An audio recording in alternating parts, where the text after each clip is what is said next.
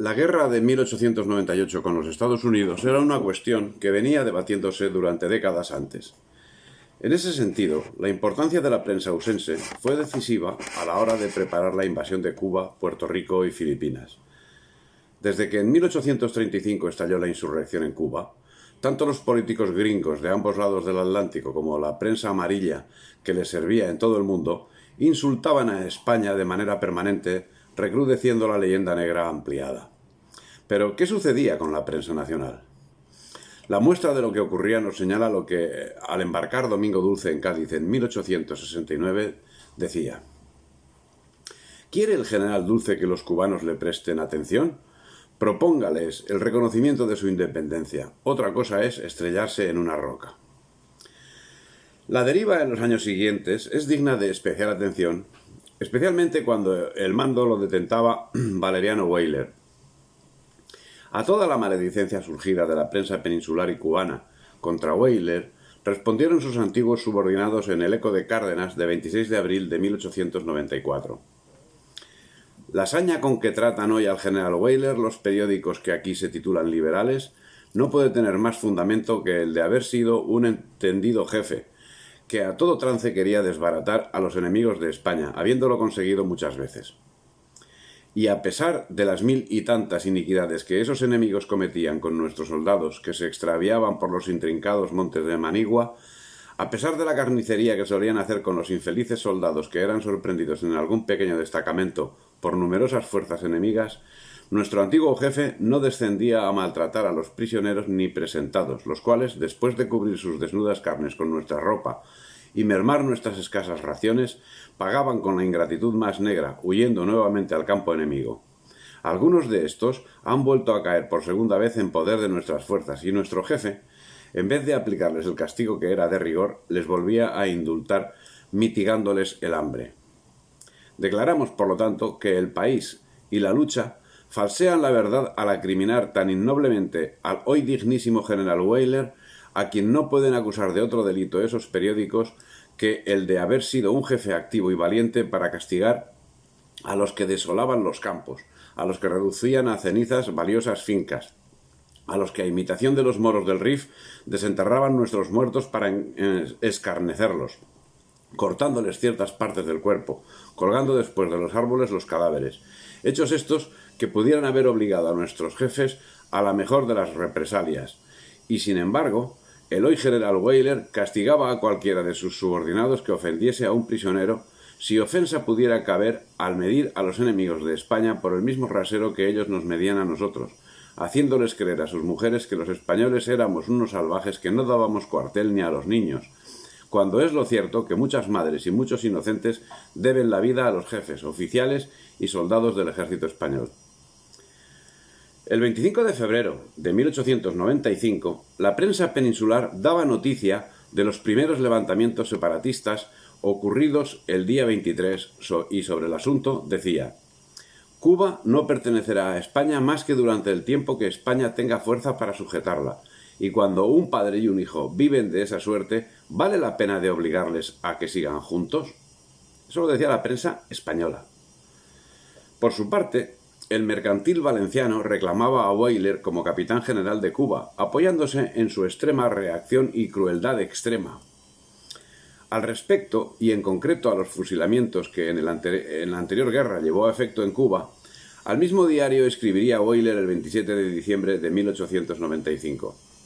Se me achaca en el cumplimiento de tan triste y penoso deber un celo pernicioso, debido al cual los fusilamientos de mi columna eran en mayor número que en las demás, y esto, que en rigor resulta cierto, obedecía a otras causas, a saber, a la especialidad de las tropas que la formaban y a su constante movilidad, debido a lo cual caían en su poder muchos más enemigos, y necesariamente, por imperio de la ley, muchos tenían que sufrir el horrible fallo. Eso es todo. En otro ámbito distinto al ensañamiento contra Weyler, que ya se perfilaba como el nuevo gobernador de la isla, el 7 de enero de 1896, el Imparcial publicó un extenso telegrama dando cuenta de la importante reunión de los tres partidos españoles en Cuba, verificada en el Casino Español de La Habana.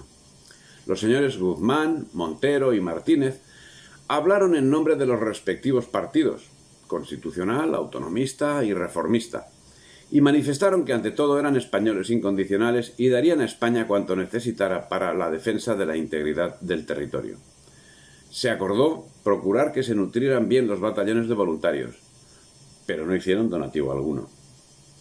El Heraldo de Madrid de 26 de enero de 1896, comentando en un amplio artículo los sucesos de Cuba, cuya gobernación pertenecía en ese momento a Martínez Campos, señalaba: en Cuba hay a estas horas un verdadero caos militar. Casi se puede decir que no tenemos allí más que infantería, y esa con 3 armamentos de 3 distintos calibres: Remington, calibre 11, Mauser argentino, calibre 7,65, Mauser español, calibre 7. El general Balmaseda persiguió tan ejecutivamente al enemigo que pacificó las villas y casi todo el Camagüey, dejando la rebelión reducida a las montañas orientales. Pero fue sustituido el año 72 por el general Ceballos, quien se propuso regularizar la campaña, para lo cual concentró las tropas, empezó la construcción de la trocha del Baga y tomó otras medidas que permitieron al enemigo descansar y rehacerse. La moribunda insurrección resucitó con mayores bríos. Finalmente, el 17 de enero de 1896, Valeriano Weyler tomaba posesión del mando en Cuba. Y llegados los años finales de la presencia española en el mundo, la propia prensa española, la misma que había exigido poco antes que Weyler accediese a la capitanía general en sustitución primero de Martínez Campos y luego de Sabas Martín González, cargaba contra el único capitán general que a lo largo del siglo XIX puede ser calificado limpiamente como honesto. Y ese mismo año, la prensa usense, decidido elemento en la usurpación de Cuba, decía: España debe abandonar Cuba si quiere salvarse. Si no actúa, un poder mayor que el de España será el que notifique que la guerra se ha de terminar. Mediado el año 1896, alguna prensa cubana denunciaba los abusos que, en orden a la adquisición de ciudades, llevaban a cabo los Estados Unidos con relación a los separatistas, que, renunciando a la nacionalidad española, adquirían aquella. Con motivo de la discusión de la beligerancia en los Estados Unidos, recordó la prensa de Cuba los abusos a que daban lugar los privilegios que gozaban los Estados Unidos respecto a la facilidad con que los cubanos podían obtener la ciudadanía americana y el no llevarse en los gobiernos de la isla los registros ordenados, lo que autorizaba reclamaciones del cónsul cuando se aprehendían insurrectos que invocaban aquella ciudadanía. Las constantes agresiones usenses provocaron diversos altercados. Así, el día 1 de marzo de 1896 se celebraron manifestaciones en toda España contra los Estados Unidos. En Barcelona se produjeron altercados y en Valencia llegó a declararse estado de sitio. Los Estados Unidos pidieron explicaciones. España no hizo lo propio con las manifestaciones antiespañolas que se desarrollaron en los Estados Unidos. La opinión en España recibió con profunda indignación la absurda intrusión propuesta por las cámaras americanas en nuestros asuntos, ni más ni menos que si se tratara de Turquía o de Marruecos, pero se confiaba en que el gobierno sabría mantener la altivez y dignidad de nuestra nación. Craso error. Vana confianza que, por otra parte, observada en la distancia, parece responder no a la realidad, sino a la consigna.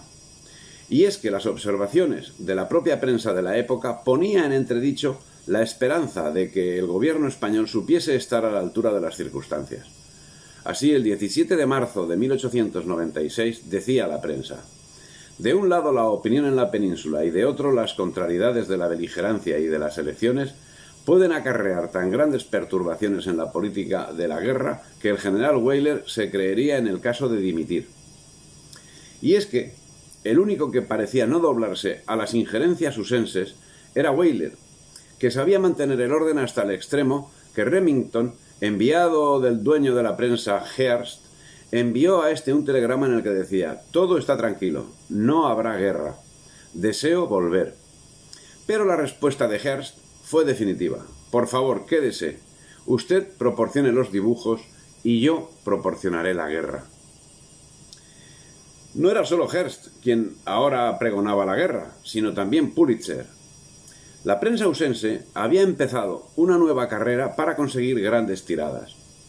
Los protagonistas de la contienda eran el Journal de Hearst y el Board de Pulitzer, con el apoyo del Sun, editado por el amigo de Martí, Dana. El cinismo era su bandera, y el propio Hearst acabaría reconociéndolo posteriormente, cuando afirmó que había fomentado la guerra por los efectos que pudiera tener en la circulación de sus periódicos. En 1897, los periódicos de Pulitzer tenían una tirada de más de 800.000 ejemplares diarios, y los de Hearst de 700.000. El Sun, también partidario de la guerra, no tiraba más de 80.000. Y en ese fomento de la guerra, Valeriano Weyler sufría una interminable condena de la prensa hacia su persona, que se veía acusado de cruel. A las continuas acusaciones de que era objeto responde en su descargo en su obra Mimando en Cuba, donde dice: los insurrectos y los laborantes de Cayo Hueso y Tampa, que se hallaban allí huyendo de mis bandos, y los mismos americanos que siempre habían ayudado y protegido la insurrección de la isla, favoreciendo las expediciones filibusteras, con pertrechos y toda clase de elementos a los insurrectos, no podían estar conformes con mis éxitos ni con mis procedimientos de rigor, con los que veían el fin de la campaña y apelaban a toda clase de calumnias sobre la conducta de las tropas y sobre mi persona. Viéndome obligado a acudir en varias ocasiones a nuestro ministro en Washington para desmentirlas, sobre todo cuando relataban fusilamientos y crueldades que allí no se cometían. Y sin embargo, no consideraban crueldad el cumplimiento de los bandos insurrectos, por los cuales se fusilaba a los que aprehendían componiendo las vías férreas, cortando caña para moler en los ingenios, trabajando en estos, llevando víveres o efectos a las poblaciones, etc. Pero los insultos no llegaban a Weyler solo de la prensa ausense.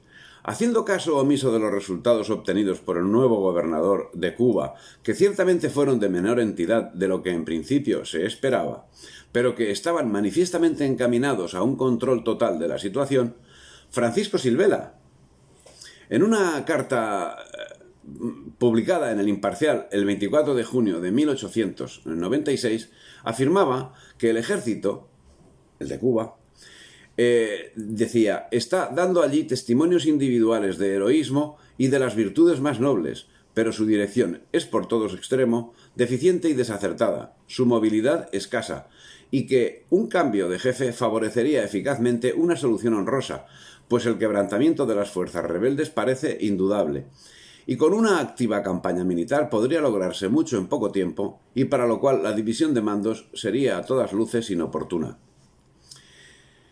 Es de difícil explicación compaginar el quebrantamiento de las fuerzas rebeldes con una supuesta deficiencia en el mando militar.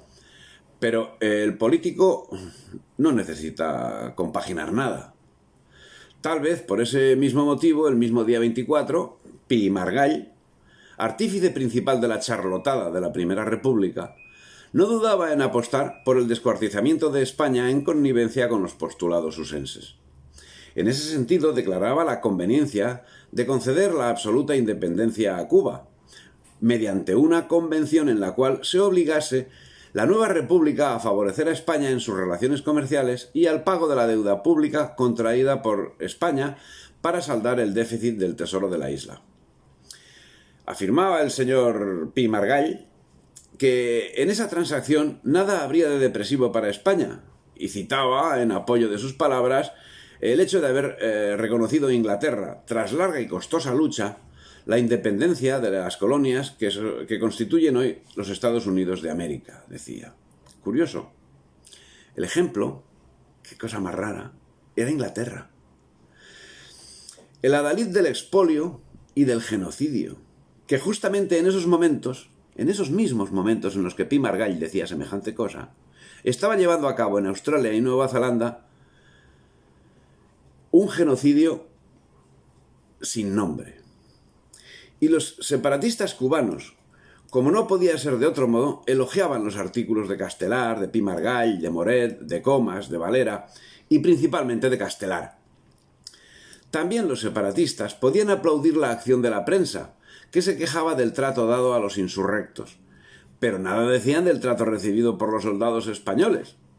al tiempo que los Estados Unidos instaban al gobierno de Madrid para que España se condujese en la guerra con arreglo a los principios consagrados por las naciones civilizadas.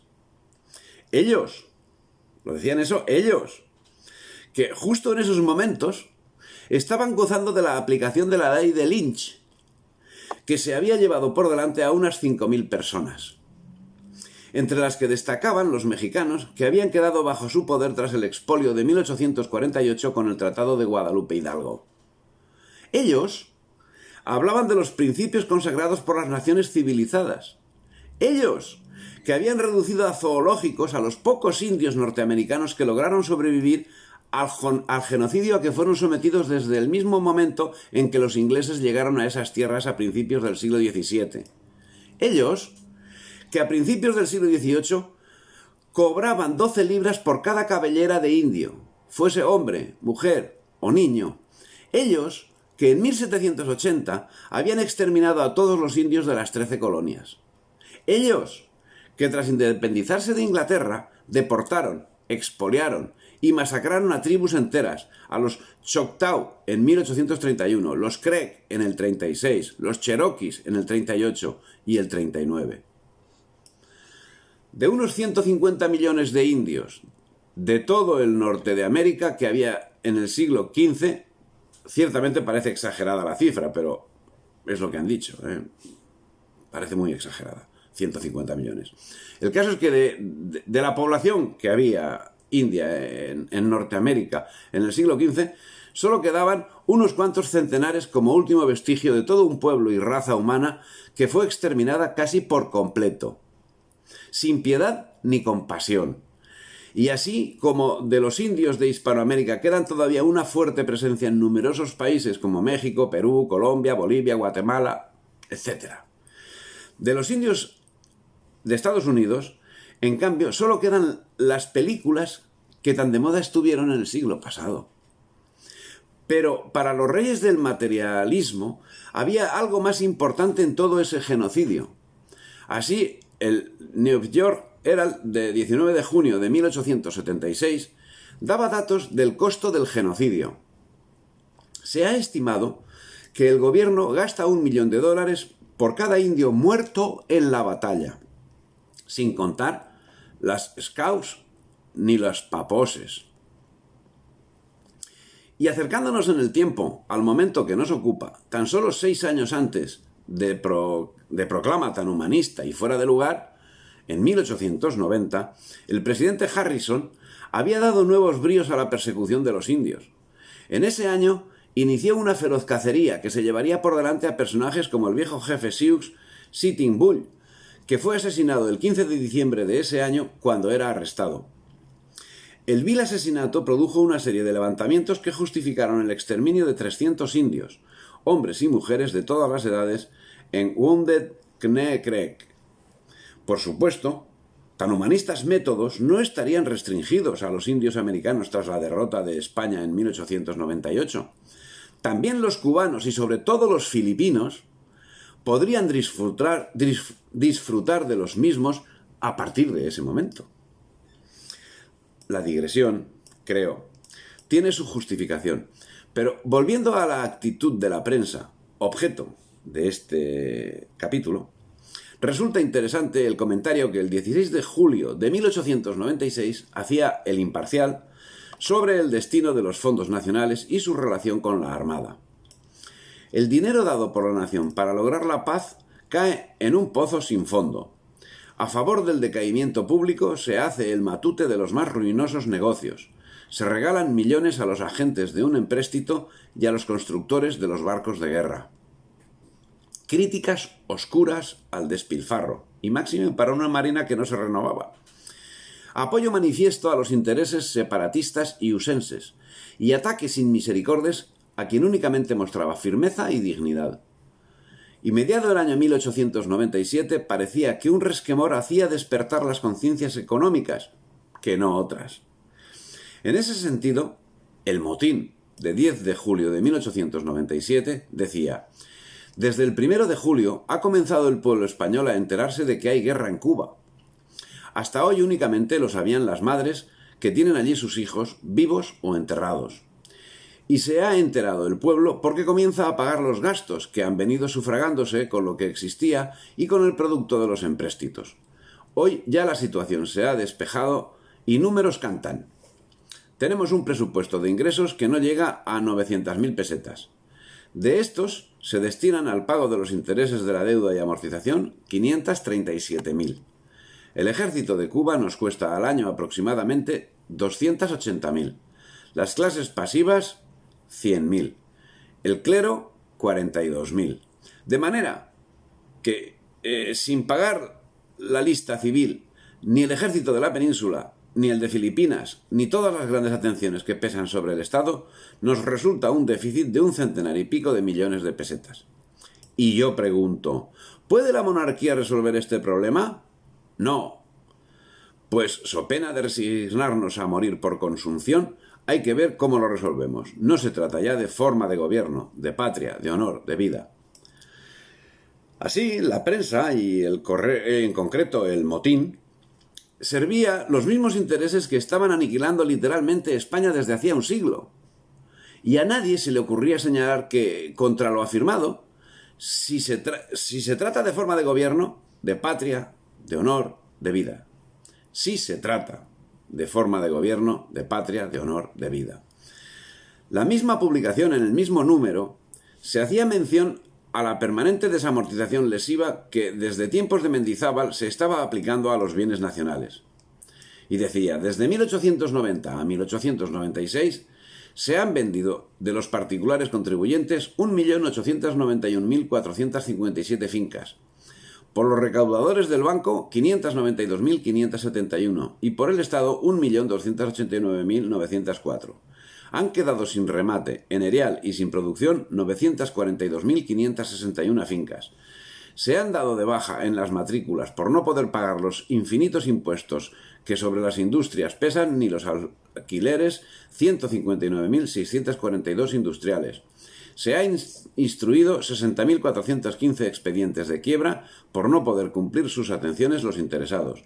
Han emigrado entre artesanos y braceros para la Argelia francesa 64.626 y para América del Sur 1.592.635. Se han cerrado 1.892 fábricas de diferentes productos y artículos. La riqueza oculta, la que tiene el privilegio de no tributar, pasa de 2.000 millones, como se ha demostrado en la provincia de Granada, y una gran parte de la propiedad rústica y urbana es presa de la usura.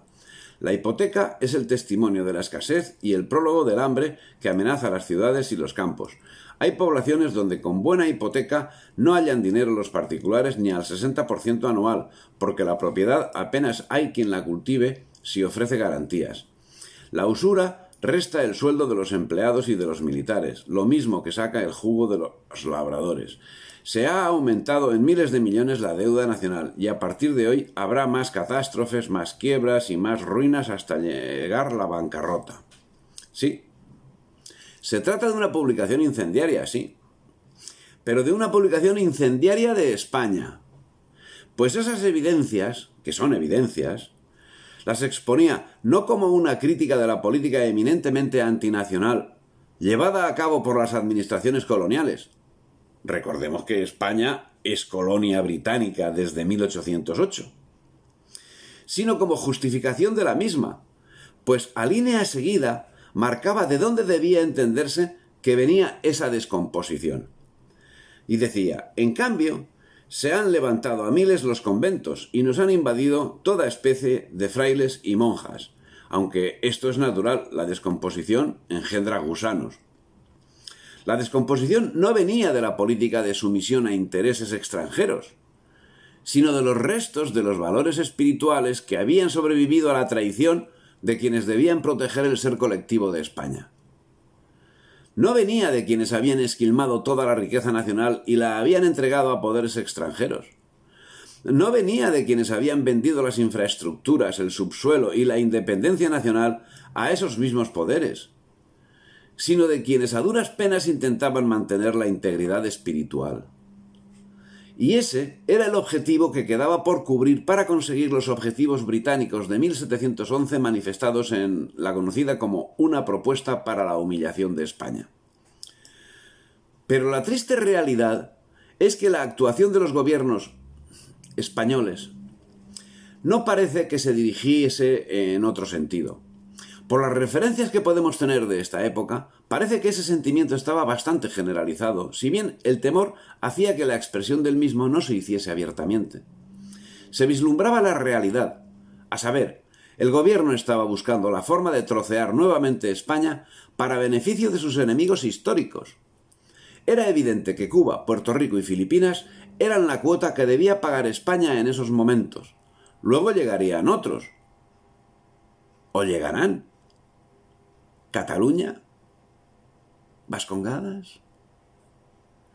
¿La desintegración total de la España europea? Eso llegará. Ahora, de momento, no tocaba. Se vislumbraba la realidad, y era el mismo sistema el que tomaba cartas en el asunto para tranquilizar las mentes, asegurando que tal extremo era una falacia. Así, en los primeros días de agosto de 1897, se hacía pública una información relativa a la actuación del gobierno español, cuya evidencia era ridiculizada por los asalariados del sistema. El periódico New York Herald añadió más confusión al insertar una entrevista celebrada con el senador Morgan con motivo de las declaraciones supuestamente hechas por un diplomático español de Londres. Dicha entrevista es un tejido de disparates, como ha demostrado la especie de que España desee la guerra con Estados Unidos para desprenderse dignamente de la isla de Cuba, decían. No se hacía referencia a qué diplomático había filtrado esa información, quitando así verosimilitud al asunto. Pero serían los hechos los encargados de dar esa verosimilitud. La constatación de la traición de la monarquía y del gobierno españoles, sin embargo, no representó un alzamiento contra la monarquía y el gobierno colonial, sino tan solo algún amago sin consecuencias. Para contrarrestar esos amagos, la prensa democrática jugaba su papel a la perfección.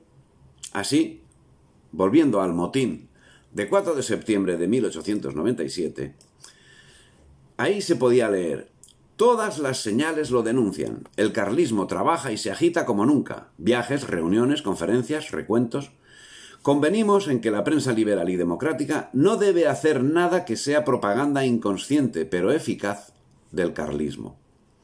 A estas opiniones nuestras responde nuestra conducta desde hace mucho tiempo, pero como lo que ocurre en Valencia, en Cataluña, en Navarra, en Vizcaya y en otras regiones reviste, a juicio de personas serias, imparciales, son democráticas, son imparciales, y poco alarmistas que lo conocen, extraordinaria gravedad. Creemos muy conveniente, cuando no necesario, dar la voz de alerta para que se formen en un mismo ejército y vivan prevenidos y vigilantes cuantos pertenezcan, cualesquiera que sea su partido y su nombre, a la gloriosa España liberal, o sea, a Inglaterra. En Navarra, en Valencia, en Andalucía y allí donde subsisten las raíces del carlismo, se nota agitación y se supone que los secuaces del pretendiente, hacen preparativos para inaugurar un nuevo ciclo sangriento. Pero lamentablemente no se produjo esa respuesta popular.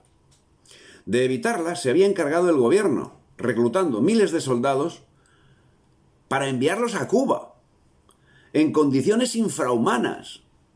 Soldados que de otro modo sí podían haber iniciado en la península un levantamiento contra la tiranía imperante, pero que fueron condenados, antes de que pudiesen dar ese paso, a morir en la manigua, no por enfrentamientos militares, sino por la exposición a enfermedades que los diezmaron miserablemente y los dejaron incapacitados para una sublevación en la península. La venta de la patria exigía esa actuación, y todo estaba coordinado, no solo en España, sino especialmente en el mundo anglosajón, donde el 13 de enero de 1898, el Journal, bajo el título «La guerra con España está próxima», contaba un cuento sobre ciudadanos norteamericanos que se refugiaban en el consulado. Esto no era cierto. El World proclamaba: los alborotos de La Habana significan la revolución. El Sun informó sobre la continuación de los alborotos durante 4 días. Bien, todo eso era mentira. Luego, con el conflicto del Maine como eje central de las actuaciones, esa misma prensa escribía cuentos con los que caldear el ambiente contra España. El 17 de febrero, el Journal llevaba un titular que decía: el buque de guerra Maine fue partido en 2 por una máquina infernal secreta del enemigo. Debajo había un dibujo de un barco anclado encima de unas minas y un diagrama que mostraba unos cables que llevaban a la cabaña. Pero lamentablemente la máquina infernal secreta, que efectivamente podía haber estado al servicio de España, el submarino, había sido hundida por el propio gobierno español 10 años antes. El hundimiento del Maine se produjo por una explosión interna del buque, ¿provocada de forma intencionada por los mismos Estados Unidos? Muy probablemente. Es el caso que incluso en los Estados Unidos, algún periodista honesto señalaba que el hundimiento de la nave no había sido consecuencia de una acción española. Con fecha 23 de febrero, el corresponsal de la prensa asociada en Washington telegrafió lo siguiente al Bureau Central de Nashville: un diplomático que goza de la entera confianza del ministerio y que interpreta la actitud del gobierno, me dijo esta mañana que tanto el presidente McKinley como todos los miembros de su gabinete tienen amplias pruebas de que la explosión del Maine no fue causada por un acto en el cual haya tenido injerencia el gobierno español. Pero la noticia no era sino una gota en el océano de informaciones tendenciosas, creadas con la intención de llevar a efecto los proyectos de los Estados Unidos, de la Inglaterra americana. Los medios de la prensa estadounidense, controlados por los grandes magnates Joseph Pulitzer y William Randolph Hearst, encendieron los ánimos belicistas del pueblo americano con titulares como, perdón por mi perfecto inglés, "The Ship Maine was split in two by an enemy's secret infernal machine. Pongan las fotos que yo pongo la guerra". La famosa frase del magnate de la comunicación William Hearst pone de manifiesto hasta qué punto Estados Unidos tenía interés en participar en el conflicto entre Cuba y España a finales del siglo XIX.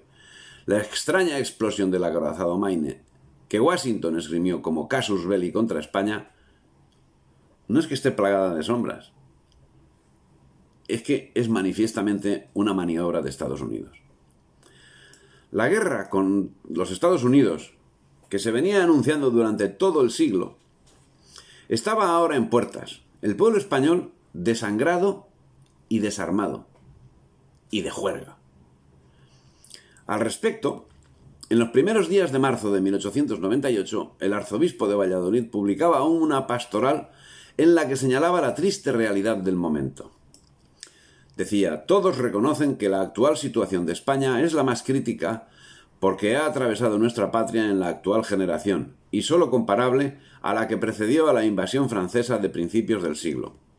Todos reconocen que en el exterior la tempestad nos azota, y en el interior ruge un volcán bajo nuestros pies, y sin embargo, a nuestros oídos llegan con más estruendo que nunca los rumores de públicas diversiones, preparativos ruidosos de festejos, de batallas de flores, de fiestas taurinas, de expediciones de placer, de bailes de máscaras. Pan y circo. Solo Weyler mantenía la dignidad, pero para contarla estaba Sagasta, que el 31 de octubre de 1897 lo destituyó del cargo cuando el separatismo cubano estaba en manifiesto declive y los jefes separatistas estaban preparando su huida de la isla. Pero hay que reconocer que, en honor a la verdad, no estaba solo Weyler en defensa de su dignidad y de la de España. Y esa coincidencia en la honradez venía justamente de un usense. El exministro de los Estados Unidos en Londres, Pels, que el 28 de marzo de 1898 se desmarcaba de la política anglosajona apoyando la acción de Weyler. Y decía: Cuando en la Guerra Civil los puertos del sur fueron bloqueados por las escuadras federales, sufrió grandes pérdidas el comercio de otras naciones, especialmente tratándose de un artículo tan importante como el algodón. Y sin embargo, las naciones perjudicadas no hicieron por ello la menor indicación de injerencia, ni se la hubiéramos tolerado. Debe, pues, reconocerse, y todo el mundo lo reconoce, excepto los periódicos interesados, que no estamos en la necesidad de propia defensa contra España, ni tenemos derecho alguno a vindicar agravios que nos den títulos a interponer nuestras armas en pro de la rebelión cubana. En la misma exposición, y en lo relativo a las falacias divulgadas por la prensa ausense, decía él mismo: cierto que el derecho internacional reconoce como única y rara excepción de la regla que hemos mencionado respecto de la intervención, que una nación puede intervenir cuando se hace absolutamente necesario impedir una matanza injustificada o ultrajes monstruosos en otro país.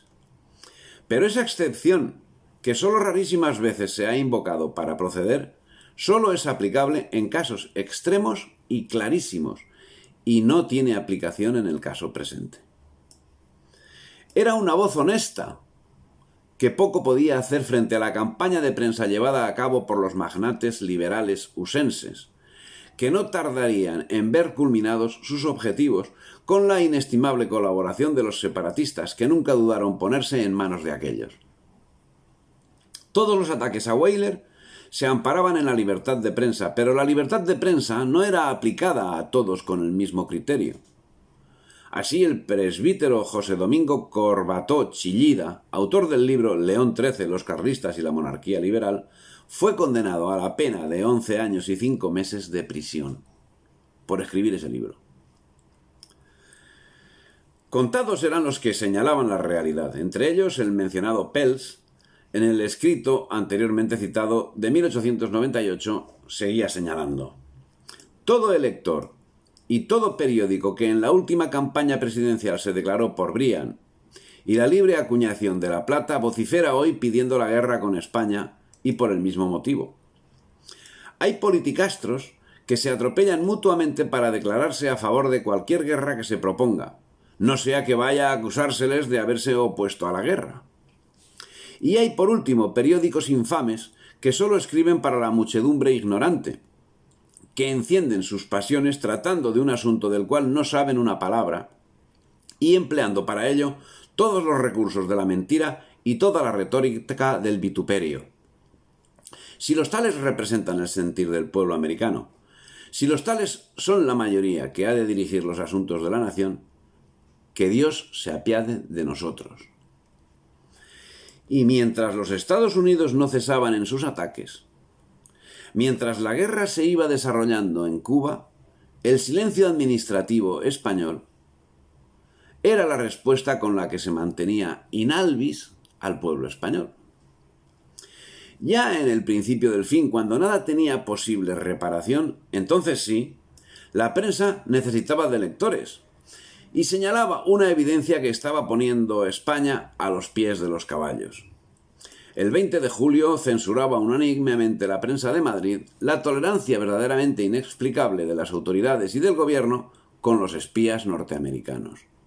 Se hacía constar el hecho de que el New York Herald, llegado aquel día, publicaba un plano completo de las fortificaciones de Tarifa.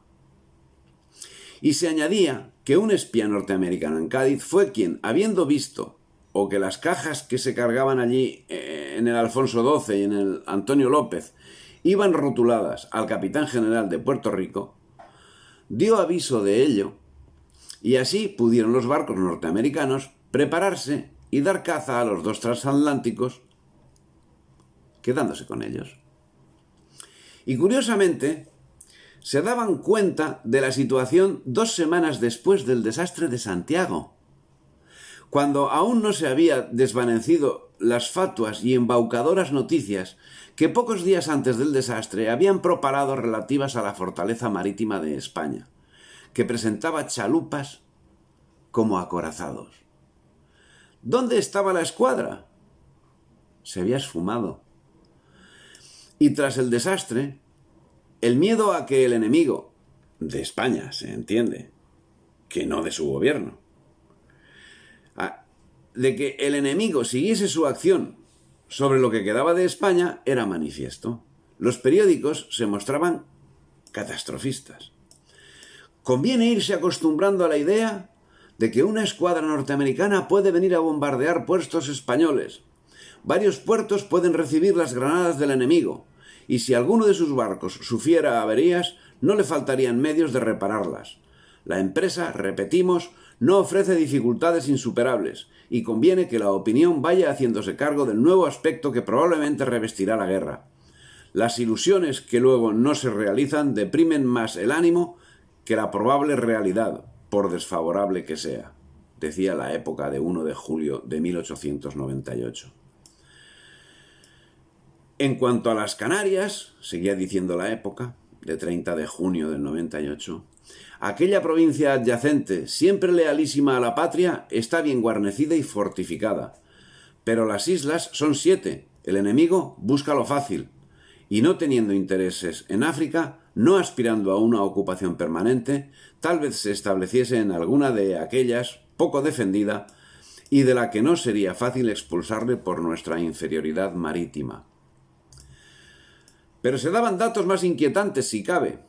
Si el 6 de julio de 1898 el Diario Oficial de Avisos señalaba: el colaborador militar de la National Allgemeine Zeitung de Berlín dice sobre la venida de los yanquis a España: la dirección de la escuadra de cámara ha dado ya lugar a que el New York Herald comunique desde Washington que el gobierno americano ha decidido enviar una escuadra a las costas de España para bombardear los puestos españoles.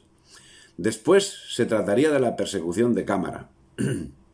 Para realizar este plan sería necesario previa destrucción de la escuadra de Cervera, formación de un cuerpo de ejército de desembarco para aprovechar los resultados del bombardeo, destrucción de los buques que entre tanto se aprestarán en España para la escuadra de reserva, transporte de una cantidad inmensa de carbón consigo, desembarcos, asalto de los puntos defendidos por el ejército español y ocupación permanente de los mismos. Pero ese no era el objetivo. Sencillamente no lo necesitaban, porque el control absoluto sobre la España occidental lo tenía asegurado desde hacía ya tiempo Inglaterra.